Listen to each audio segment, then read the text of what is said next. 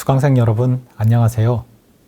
지난 시간은 과거 한국 여성의 일에 대해 살펴봤습니다. 역사 속에서 드러난 길쌈, 여러 집안일, 농사일, 행상에 대해 살펴보았습니다. 이번 시간은 오늘날 여성의 일에 대해 살펴보겠습니다. 근대화와 산업화가 이루어진 뒤로 여성의 일이 어떻게 변모했는지 다양한 역사 자료를 통해 살펴보겠습니다. 개화기와 식민지기를 겪으며 한국 사회에는 여러 변화가 나타납니다. 그중 한 가지는 여성의 사회 및 경제 활동이었습니다. 여성의 사회 활동과 경제 활동을 제한하고 가부장제 질서로 통제하던 데에서 벗어나 이전보다 능동적으로 활동하는 새로운 여성상이 나타나는데 이를 1920년대부터는 신여성이라고 불렀습니다. 신여성의 등장과 함께 이전에 없었던 다양한 여성 직업들이 등장합니다. 당시에는 이렇게 일하는 여성들을 직업 부인이라고 불렀습니다. 이행화와 이경규의 연구 논문에는 식민지기 월간지인 삼천리에서 자료를 모아 1931년 서울 직업부인의 보수와 근무 시간을 다음과 같이 정리했습니다. 이들의 계산에 따르면 시간당 임금은 간호부, 보통학교 여교원, 여기자, 유치원 보모, 여사무원, 교환수 순으로 높게 나타났습니다. 여점원, 여차장, 직공 등은 상대적으로 보수가 적었습니다. 공업화가 이루어지면서 공장에 근무하는 여성 노동자, 즉 여공이 등장합니다. 방적, 방직, 고무, 식품 공장이 등장하면서 여공들도 많이 늘었습니다. 1910년대와 1920년대에는 일본의 방적 공장 등에서 일하기 위해 일본으로 건너간 여성들도 많았습니다. 1930년대부터는 식민지 조선에서도 공장이 많이 세워지고 이곳에서 많은 여공들이 일하였습니다. 해방 이후에도 섬유, 화학, 식품, 전자공업의 생산 현장에서 많은 여공들이 일을 했습니다. 이전에 없었던 새로운 산업에서 새로운 직업이 등장하기도 했습니다. 교통산업이 발달하며 여차장, 이른바 버스 안내양이 등장했습니다. 전화가 개통되며 여성 전화 교환수도 나타났습니다. 백화점이 설립되며 여점원들도 고용되었습니다. 사회 문화가 바뀌고 기술이 발전하면서 이러한 직업들은 사라지기도 하고 새로 생겨나기도 했습니다. 일부는 오랫동안 계속 이어지고 있는 경우도 있습니다. 자, 이제는 최근의 여성 일자리에 대해서 통계 자료로 살펴보겠습니다. 우선 여성들의 수가 많은 직업으로는 어떤 것들이 있을까요? 통계청의 지역별 고용조사는 1년에 2번 상반기와 하반기에 이루어집니다. 표본조사인데 전국 단위 원시 자료에 가중치를 적용하면 대략 전국 여성들의 직업 순위를 표준 직업 분류, 소 분류별로 계산해 볼 수 있습니다. 2023년 하반기 원시 자료를 이용해서 우선 여성들의 수가 많은 직업을 20위까지 뽑아봤습니다. 가장 상위에 나타나는 직업은 매장 판매 종사자입니다. 그 다음으로 경영 관련 사무원, 청수원 및 환경미화원, 회계 및 격리 사무원, 조리원, 돌봄 및 보건 서비스 종사자, 사회복지 관련 종사자, 물리, 기술 및 예능 강사, 식음료 서비스 종사자, 행정사무원이 뒤를 잇습니다.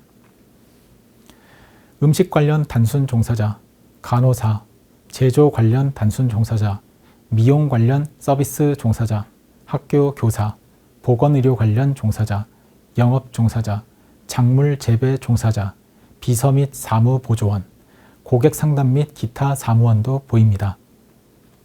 대개 현재 한국 사회에서 여성들을 많이 찾아볼 수 있는 직업들입니다. 이번에는 소분류 직업별로 여성 비율이 높은 직업을 순위별로 살펴보겠습니다. 소분류 직업 중 여성 비율이 가장 높은 직업은 가사 및 육아 도우미입니다. 유치원 교사, 영양사, 간호사, 돌봄 및 보건 서비스 종사자도 여성 비율이 높았습니다. 이 직업들은 모두 여성 비율이 90%를 넘었습니다. 그 다음으로 보건의료 관련 종사자, 사회복지 관련 종사자, 미용 관련 서비스 종사자, 회계 및 격리 사무원, 기타 돌봄, 보건 및 개인 생활 서비스 종사자, 음식 관련 단순 종사자의 경우 해당 직업 취업자 중 여성 비율이 80% 이상이었습니다. 방문 및 노점 판매 관련직, 고객 상담 및 기타 사무원, 여행 안내 및 접수 사무원, 비서 및 사무보조원, 물리, 기술 및 예능 강사, 학예사, 사서 및 기록물 관리사, 치료 재활사 및 의료 기사, 제조 관련 단순 종사자는 여성 비율이 70% 이상이었습니다. 그렇다면 여성의 비율이 낮은 직업들로는 어떤 것들이 있었을까요? 2023년 하반기 지역별 고용조사 원자료로 계산한 결과에 따르면 기업 고위 임원, 기타 건설, 전기 및 생산 관련 관리자, 환경, 청소 및 경비 관련 관리자, 철도 및 전동차 기관사, 전기 및 전자 설비 조작원, 건설 및 채굴 기계 운전원, 자동차 정비원, 선박 승무원 및 관련 종사자, 기계 장비 설치 및 정비원, 건설 관련 기능 종사자의 경우 해당 직업 취업자 중 여성 비율이 채 1%에 미치지 못했습니다.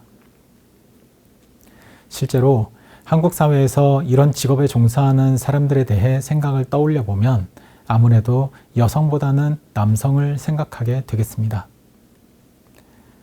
다시 말씀드리지만 이 통계는 표본 자료에 가중치를 적용하여 계산했기 때문에 대략의 분포를 파악하는 데 의미가 있고 정확한 순이나 수치를 계산하기에는 오차가 존재할 수 있습니다. 특히 분포의 양극단, 즉 아주 많거나 아주 적은 경우에 그러하므로 주의할 필요가 있겠습니다. 하지만 여성 비율이 낮게 추정되는 직업의 경우 실제 여성들의 비율이 낮은 것은 사실이겠습니다. 여성의 일에 대해 이야기할 때에는 몇몇 잘 알려진 전문직 또는 관리직을 거론하는 경우가 많습니다. 그래서 몇 가지 관리직 및 전문직 소분류 직업별로 계산한 여성 비율을 살펴보겠습니다. 학교 교사 같은 경우에는 여성 비율이 64%로 나타납니다. 디자이너는 63%, 약사 및 한약사는 58%입니다. 여성 비율이 높다고 알려진 직업들인데 실제 각 직업별 행정 통계 등으로 살펴본 비율과는 다소 차이가 날 수 있습니다. 여러 주요 관리직이나 전문직에서는 아직 여성 비율이 낮게 나타나고 있습니다. 대학 교수 및 강사 중 여성 비율은 3분의 1 정도에 불과합니다. 의료 진료 전문가, 즉 의사의 여성 비율은 30%에 미치지 못합니다. 의회 의원, 고위 공무원 및 공공단체 임원 중 여성 비율은 20%가량입니다. 판사, 검사, 변호사 같은 법률 전문가의 경우에도 비슷한 수준입니다. 행정 전문가도 마찬가지입니다. 앞서 말씀드렸던 것처럼 기업 고위 임원 중 여성 비율은 아주 작은 수준으로 나타납니다. 이번 시간에는 오늘날 여성의 다양한 직업들에 대해 살펴봤습니다. 근대화가 이루어지고 산업화가 진행되면서 여성들이 종사하는 새로운 일자리들이 등장했습니다. 식민지기에는 이른바 신여성이 등장하며 간호사, 교사, 여기자, 여사무원 등이 나타났습니다. 공업화가 이루어지며 방적공장, 고무공장, 전자공장 등에서 일하는 여성 노동자들, 즉 여공도 출현했습니다. 기술이 발전하고 새로운 산업이 등장하며 교통, 통신, 서비스업에서도 여차장, 여성 교환수, 여점원 등 다양한 새로운 직업이 등장했습니다. 이러한 직업들은 시간이 흐르며 사라지기도 했고 또 다른 직업이 생겨나기도 했습니다. 2023년의 통계를 보면 여성들이 가장 많이 일하는 직업은 판매직, 사무직, 서비스직 등입니다. 특히 미화원, 돌봄 서비스, 사회복지 서비스, 보건의료 관련 종사자 등 인구 고령화와 사회복지제도의 확대와 관련된 직업의 증가가 눈에 띕니다.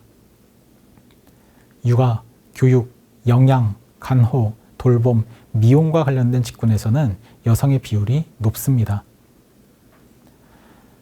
반대로 기술직 및 기능직에서는 여성의 비율이 낮습니다. 여전히 직업별로 성별 분리가 나타나고 있습니다.